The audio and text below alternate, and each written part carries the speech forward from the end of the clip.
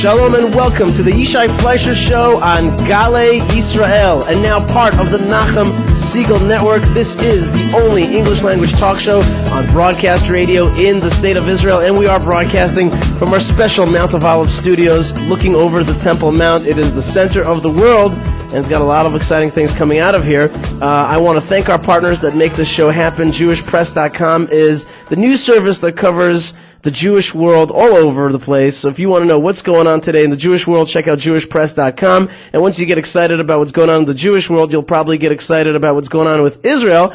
So you'll plug into UnitedWithIsrael.org, which is the global movement for Israel. That's UnitedWithIsrael.org, including very cool things like clothing, giving warm clothes to Israeli soldiers, and turning Qassam rockets into beautiful art, giving a ray of hope to the nations of the world that we can overcome terrorism. And then once you fall in love with the Jewish world through JewishPress.com and Israel through UnitedWithIsrael.org, you might even consider moving to Israel or being part of Israel even closer, so you'll check out Janglo.net. Janglo.net is your passport into Israel in the English language, a very cool website which will let you know about events, things for sale, and job opportunities.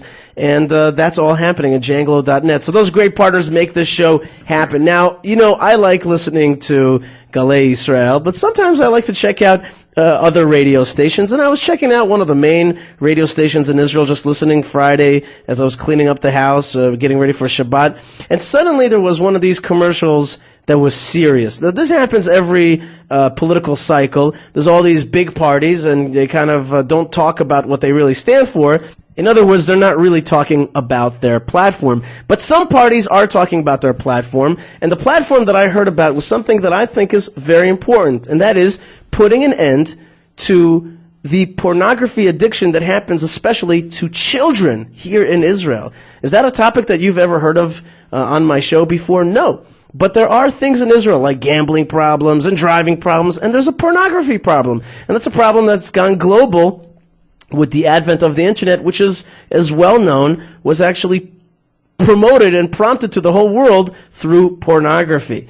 And so there's a party here in Israel called the Atid Echad, headed up by Yecheskel Stelzer, who I actually know, and I only learned that he's running on this platform to slow down this problem on this commercial that I was riveted by, and I realized afterwards that I know this person, and I said, Yecheskel, you got to come down to my studios here on the Mount of Olives and do an interview for me, because I want to hear about your platform, and I want to hear about this problem, and I want to hear about why you're running for Knesset. So we have with us Yecheskel Stelzer. Yecheskel, welcome to the program. Thank you, Yishai. Hi. Tell me a little bit first thing about your background. Who are you? Why are you running for Knesset? Okay, it's not such a long story. I've been working for the last few years with youth at risk. I was working with the Ministry of Welfare, developing projects for kids at risk throughout Israel.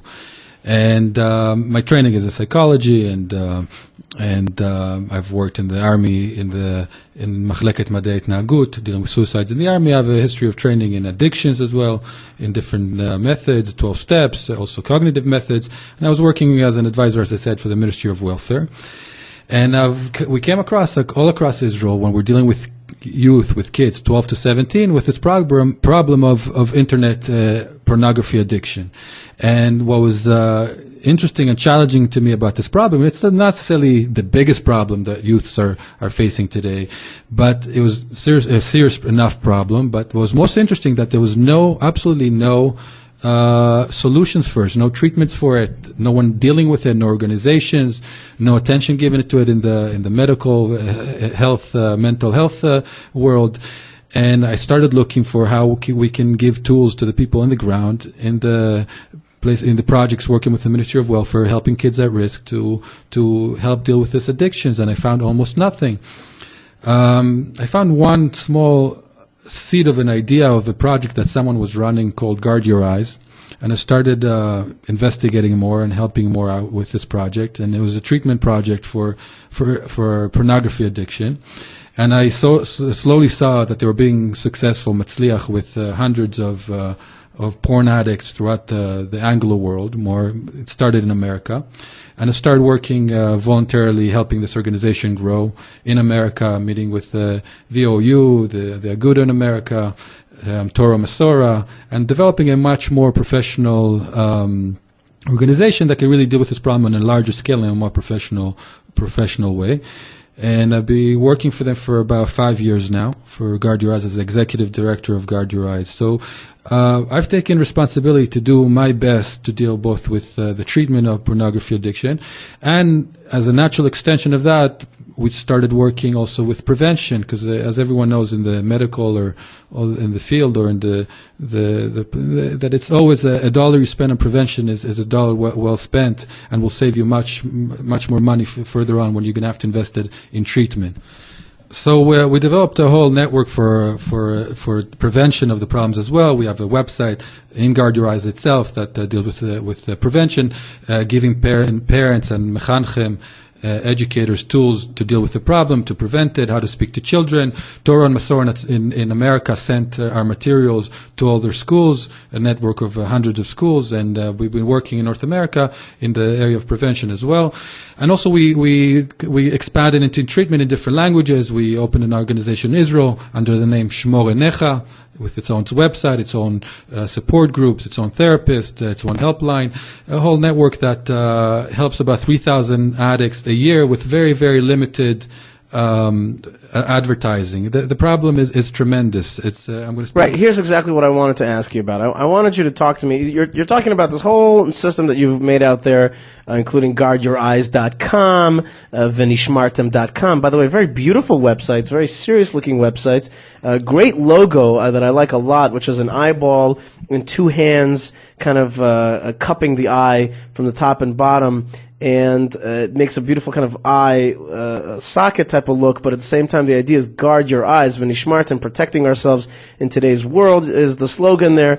Okay, I definitely know that people can get stuck in this, but how bad is it that needs a whole organization? Like, is this a serious problem? What is the deal? Because the commercial that I heard on the radio started giving some very serious numbers and explanations. That's what actually really surprised me about the commercial that you had. Let me just backtrack for a second and explain to everybody that in Israel, political parties have a certain slot of time for commercials. It's called tashdirim. It's broadcasts of their platforms.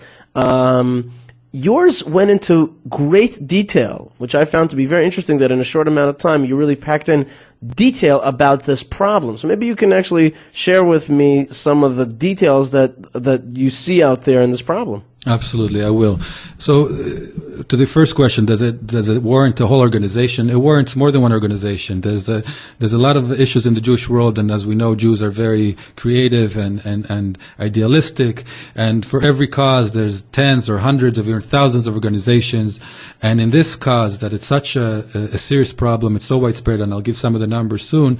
There's only one organization. We would love to have competition, and we need all the help we can get from anyone this cause speaks to. So the numbers. First of all, let's talk at the Western world in general. The numbers we have is that over 70% of males use pornography, watch pornography almost daily in the Western world, and there's no reason. These numbers come from America, but there's no reason to think that the numbers in Israel are any lower. Actually, we have reason to believe they're higher, because the number of hours on average that Israelis spend on the internet is higher than in America.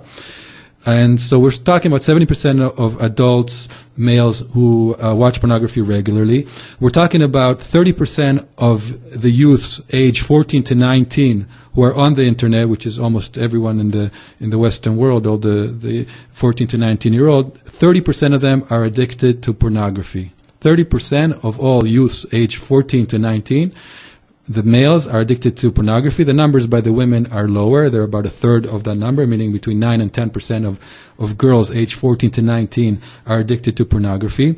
The average age of exposure to pornography is 10 years old. That means there's kids much younger that are also getting exposed, and kids a little older that are getting exposed. And we found also that in studies in America that kids between the ages of 12 to 17 are the largest users of internet pornography. As far as hours per day, hours per week of usage. So the numbers are staggering. and these are conservative numbers. If anything, it's hard to study this phenomena. I just someone sent me an article that said in Canada they're trying to study the effects of pornography addiction, and it was very hard to do because there's almost nobody that they can have a control group with who doesn't use pornography in wherever they were studying it among students in Canada. So the numbers are very high. But let's say one admits that there's pornography out there, and that's, I think, the most websites in the world are pornography websites out there. But okay, it's a kid's problem. It's something that some people do. What's the big deal? Is it so destructive? It's a little bit silly. It's a waste of time. Is it so different than I don't know, sports or movies? What's a destructive element in it that you've made a whole campaign around? Right. So it's not the numbers, like you said. It's not that it's the big numbers, and it's not that it's not the most positive thing. We're talking about something that's very, very, very impactful in a negative way on the people that use it and on society in general. And the main reason, the main effect is that we're talking about addiction to pornography. We're not talking about watching pornography, which, it's like smoking, like drinking, like overeating, like not eating healthy, like not doing exercise, a lot of things that are not the healthiest, but that's not what we're talking about. We're talking about addiction to pornography. And addiction to pornography leads to very severe things, impacts on individuals. One of them is that the likelihood that someone who's addicted to pornography, and as we said, it's 30% of kids 14 to 19 in the Western world who use the internet, the likelihood goes up drastically that they will also use paid services, sexual services, that they will abuse sexually, and that they're going to get divorced. Those are three things that impact the individual, besides the obvious pain that is involved with the pornography addiction or any addiction to something that's like a drug. Pornography is as addictive as heavy drugs, as cocaine, as heroin, more than addictive than alcohol, more addictive than cigarettes. That means a high percentage of the people that are watching pornography are going to become addicted. And once they become addicted, if they want to stop, it's going to be painful for them. They're going to go through withdrawal. They're going to have a very hard time. We treat people that have multiple addictions, both addictions to heavy drugs and addictions to pornography. And the majority of the cases, they claim that it's harder to quit pornography than to quit cocaine and heroin. Well, I mean, one obvious reason is that cocaine and heroin cost a lot of money, are illegal, can get you in a lot of trouble, throw off your normal life. You no longer are able to live a normal life. Bad things happen to you. Pornography, you can have it for free. It's not illegal. It doesn't seemingly wreck your life. You're not like immediately out of a job and then flipping out. You're living a normal life seemingly, and so it's innocuous and it's not so dangerous seemingly. It's certainly not illegal. That's on the simple basis, and it's plenty of it. It's just a click away. It's on your phone. It's always with you. And who's going to say that you can't do that? And that's part of the problem, exactly. The anonymity and the accessibility of the pornography on the internet today is the source of this magefa, this epidemic, this plague. And again, we're not here to solve the world's problem of pornography. We're going to speak more about my platform hopefully in a minute, but we're here to make sure that kids do not get exposed to this prematurely at the ages of 9, 10, 11, 12. We're not here to get rid of pornography. We're not here to ban pornography. We're not here to fight pornography. We're here to be responsible as far as allowing people to use the internet and not to be exposed to pornography at young ages, causing people to become addicted and everything that's involved with that. Okay, so far you have explained to me the issues of pornography, its prevalence, its dangers, and all that makes sense to me. But now we kind of transition. First thing, let me remind people of your excellent websites. And right now, I just want to take a kind of moment to explain to people that we're actually in a time period on the Jewish calendar that a lot of people in America and other places around the world don't know about. There's a time period in the mystical Jewish calendar, which is called Shovavim, which reflects certain Torah portions that actually deal with the Jewish people's exile in Egypt and their enslavement. And it's in these Torah portions that the Kabbalists say there's a certain power to cleanse yourself from especially the sin of your eyes going in the wrong places, spilling seed in vain, and all kinds of things that harm your soul through sexual illicitness and generally not kind of going in the direction of wholesomeness. So the websites that you've created are vinishmartem.com, I see, guardyoureyes.com, and there are two different ways that you could go at Guard Your Eyes. So you could go to prevention, or you could go to treatment if you're already an addict, and this definitely does happen. And all that is great, that is very important stuff, and I really want to give you a big yasher koach. But now the question is, why take it to a political platform? And I want to mention that right now with us we have a reporter, Nir Wolf, of Yisrael Hayom. He's doing a feature piece for the weekend edition of Yisrael Hayom, and he's actually sitting in the studio right now listening to our conversation, because you have not only created these organizations and headed them up, you're actually taking it to a political place. That's why you got the broadcasts on Tashdirim, as we called it before, on Israeli radio. But it's a one-issue party. And it's a small party that the likelihood, I don't want to jinx you here, but the likelihood is that probably you're not going to make it into Knesset. And the question is, why did you take it political? And what do you expect to get done through the political process? Good question. So, like I said, we're dealing with this problem on all angles. We're dealing with the treatment, we're dealing with the prevention. Really, we call the Venishmartim not prevention, protection. There's like we said, prevention is teaching parents and mechanchim, educators, how to deal with this problem, educating the youth about it. And protection is giving people in the public the access to the best filters, knowledge and information about which filters are best for which device. Today, everyone has new devices. A new gadget comes out every Monday and Thursday, and it's hard to find ways to filter pornography, even if you have the best of will and the best of desire to block and filter. It's not always people aren't always aware of what's the best, and there's news coming out, and you have to be on top of things. So that's why we created a website for protection called Venishmartim that helps people get the best filters they need. And now we're trying to open a new front, which is the legislative front, and it's not something new. We've been working on this for about a year and a half already. We've got Leah Shemto from Israel Beitenu to propose a bill in the Knesset that would require the internet companies, suppliers, to filter internet from pornography for the general public. In that way, only someone who would request open internet, open to pornography, would receive it. Meaning, if they were 16 or 18 or over, whichever age the bill would be we agreed on, that would be, then you could get open internet with pornography. This way, we hope that if this bill would go through, that a big part of the problem would be solved. The exposure for children to internet would be on a much later age, at much lesser numbers. Let me get this straight. You're saying that you want, by default, it to be that internet access is limited to people unless they get a kind of, at a certain age, the right to request that the internet would be open and free, and therefore they unfiltered and pornography sites would be open to them. But by default, it would be closed to them. Is that right? Right. No, closed, filtered from pornography. You'd have everything else in the world, all the different things you'd want, but the pornography sites would be filtered. Yes, correct. And only by requesting you would get it open. Is that the way to beat this addiction, this epidemic, as you called it, by stopping it at the source?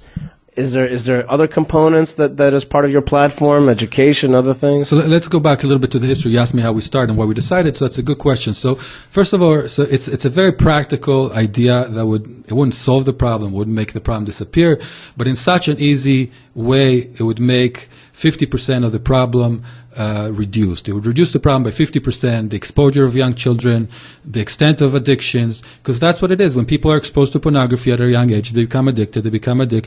There's more chance of sexual abuse. There's more chance of divorce. And difficulties in childhood, etc. So it's clear that by cutting the exposure, you're going to reduce the problem very significantly. And now, after we approached Leah Shemtov and she proposed this bill, we also we ordered a poll by Mina Tzemach, the Dachaf Institute, one of the leading pollsters in Israel. And they were very careful. They don't want to put their name behind anything that's, not 100% scientific and proven. So they asked the question in the poll very, very fairly. They didn't want to sway the public to answer in a way that would be in our favor. So they asked the question, this bill was proposed. And some people argue that it curtails the freedom of speech, and some people argue that it protects children. Are you in favor of the bill? And 70% of Israelis declared that they're in favor of such a bill. And so we continued trying to lobby in the Knesset for over a year. And we got a lot of positive responses from a lot of MKs and a lot of ministers. But when it came down to really pushing the bill through, the politicians were very scared. Every time a politician would raise his head with this bill or show public support for it, an article would come out, either in Ynet or Nana or Walla or whatever would come out, with saying how the new politician is the new Khomeini and he's a fascist and he's endangering the Israeli democracy and this is the beginning of the end. And next thing they're going to rightist government is going to come to power and they're going to censor everything and this is very dangerous, etc. Well, what do you say to those criticisms?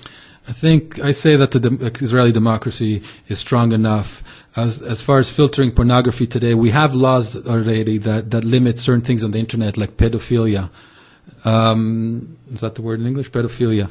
And democracy didn't collapse because of those laws against pedophilia. If someone wants to broadcast pedophilic movies, there's a law against it. It can be persecuted, and the democracy is still kicking strong. I have total faith in the Israeli public, in the Israeli left, in the Israeli center, in the Supreme Court, in the Knesset, that the Israeli democracy is strong enough to withstand that we limit exposure of pornography to children up to the age of 16. I think we'll survive. I think the Middle East will survive. I think the humanity will survive, and I don't think this will be the collapse of civilization and going back to the Middle Ages. Yecheskel Stelzer is the head of the Atid Echad party. It's Atid, the number 1.org.il, Atid1.org.il.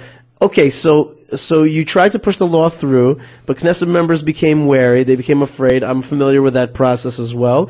And now I guess you figured out that there's no way to get other people to do it for you. You got to push it yourself. Is that the conclusion? That's one of the conclusions. So I decided to take it up, push it up a notch, and really try to get more exposure through the elections campaign. As you mentioned, and as you know, parties receive airtime on radio, airtime on television to express their views, and that's what I decided to do. And it's been very helpful. We've been getting a lot of positive responses from across the Israeli public, also public figures and radio personalities, television personalities who invited me, who I now know were supportive of this ideas. And it's gathering momentum. It's obviously not looking good as far as getting into the Knesset, but obviously it's not easy to start a new party with very limited resources. It's also the laws in Israel as far as funding new parties is very stringent as far as the size of donations you can take, and limits new parties very much. But I'm not concerned about getting it or not. I'm concerned about the issue. I'm concerned about pushing it forward. I'm concerned about this bill becoming a reality, and in a very simple logical way to reduce the problem so significantly. I don't know if you're aware, in America they did this big event in Citi Field. They spend millions of dollars. Are you referring to the anti-internet campaign? Yeah, the Orthodox world, yeah, the ultra-Orthodox. Yeah, the ultra-Orthodox world did this big campaign because they're concerned about their children also. There's no way to protect children today. They spend millions of dollars in advertising and in events and this, and they're trying to get people to get more awareness, to get filters, to install filters, and they weren't so successful because people are busy today. To get across a message is so hard and so expensive. People are bombarded with messages from left, right, and center. And even if you have a good point, and if people agree, just to get the message across. Why don't internet companies want this? Meaning to say, why wouldn't the internet company, as a public service, just reach out to you and say, hey, we have this filter. We can make it happen for you. We want to protect society. Am I saying something silly? Are there also interested parties that want to make sure that kids and other people do see pornography, advertising? I don't know. Who's a party that would be against the bill or bills that you are proposing? So the number one enemy to this bill is the Igud HaInternet Israeli. There's an organization called Igud HaInternet, the Internet Association, that is not a governmental body. And they get, when you open a new website, you buy a URL, the money goes to somewhere. It doesn't go to the government. It goes to this Agudat HaInternet. So they're a very rich organization. And they're not supervised by the government, and they have, I don't know how many millions of dollars a year coming in from the URLs people are buying for tens of thousands, hundreds of thousands of websites every year. And they have a very strong lobby, and their agenda is that the internet should be the most open, most free place in the world. and that there should be as many websites. I don't really think they care about, having more websites because they have more money that they know what to do with, but, that's their agenda. That's what their workers get paid for. That's what their goal is. And their thing is to keep it open, and they're a very strong lobby in the Knesset.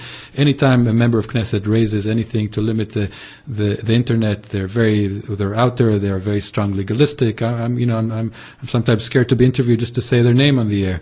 They're even against the police. They find a very hard time against them. The police tries to go after gambling in the internet, closing gambling sites, and the Iguda Internet goes out against them and gets the best lawyers and drives them crazy. My biggest fear about this election is the Iguda Internet should come after me, I don't know, for libel or something. And they're a very powerful organization, and their job is to make sure that no one messes with the internet. Why wouldn't their job be to make sure that everybody could have a safe experience on the internet, and not be destroyed? Obviously, there's a slippery slope of limiting freedom of speech, but if you think about it, all government limit something. The fact that you have to put on a seatbelt is already a limitation of your freedoms, and it's there for your own health. The fact that our government watches over food and makes sure that it's set to certain standards so that there's no arsenic in your milk. Okay? There's a whole range of laws out there that are there to limit your freedoms in order to give you safety. And when it comes to children or people who are not protected, the government whose job is really to secure the welfare of society, should consider, in my mind, making some kind of system by which some kind of epidemic is not out of control. I couldn't have said it better, Yishai. The way I see it is that there's freedom of speech, and we're not against freedom of speech. But next to it is the freedom, my right, and to travel the public domain freely and safely. And the internet today is a public domain, just like any other public domain. Just like there are laws regulating why you can publish on billboards, you can't put pornography on billboards, and you can't open a sex shop in a mall and hand out flyers advertising pornography and seducing children to all kinds of things in the mall. And it's not just the parent responsibility to make sure that the children don't go into that store and that the children don't travel down the street to see those billboards. There's a governmental regulation of what's allowed in the public domain or not to protect everyone, that should have the freedom of movement in the public domain. The internet is the new public domain, and it has no regulation. And this is the minimum we ask. It's not a threat to anything, to democracy. It's just coming to protect children from early exposure of something that's very addictive and very dangerous. Yecheskel Stelzer, you are the head of Vinishmartem.com, also GuideYourEyes.com. Very, very nice websites that try to help people with addiction, prevent people from getting to a place of addiction. Now you're running for the Knesset under atid1.org.il, Atid Echad. You've had commercials on airtime here in Israel, political commercials advertising your party. I'm a potential voter. Why should I vote Atid Echad? Why should I vote for Yecheskel Stelzer on this one issue? If you're concerned about this issue, if there's something that speaks to you, and you feel that this is something that's worth your vote, we'll be happy to take it. There are very important issues in Israel today. We're not in easy times. The security issues, there's social issues, there's economic issues. I'm not claiming this is the most important issue in the world. If we were living in a different country, like in a Scandinavian country, maybe I would claim that this is the most important issue today to discuss, because it is very widespread and it is affecting society in a very deep, serious way. There's two things that give this strength to a country: the mental health of their children and the strength of the family unit, and this is hurting both of those things very much, and I think it's very important and very critical for a nation and a country. But given the situation that we're in the Middle East and Israel, everyone should put their vote where they believe it really makes a difference for the future of this country. And if you're confused, or you're not sure, or you don't have where to put your vote, or if you lost confidence in politicians, we work on this issue. And if we get into the Knesset or we don't get into the Knesset, we'll continue fighting for this, and we'll do our best. All right, folks, let me know what you think about the words of Yecheskel Stelzer. My email is show@yishaifleisher.com. You are listening to the only English language talk show on broadcast radio in the state of Israel. And now the Yishai Fleisher Show is part of the Nachum Segal Network. You can find Nachum Segal at jmintheam.org and nachumsegal.com. Also, I want to thank our partners, jewishpress.com, unitedwithisrael.org, and janglo.net. Most important, folks, is I want you to stay connected connected to the story of Israel, which is being broadcast from Jerusalem, from the Temple Mount 24/7. It's an amazing story, and we're just working to make this country better and better. Stay tuned. More great stuff is on the way, and shalom.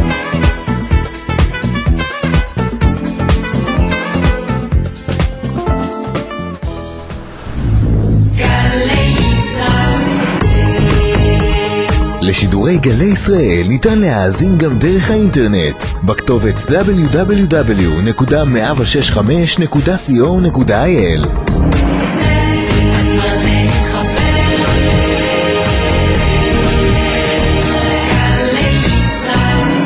89.3 102.5 106.5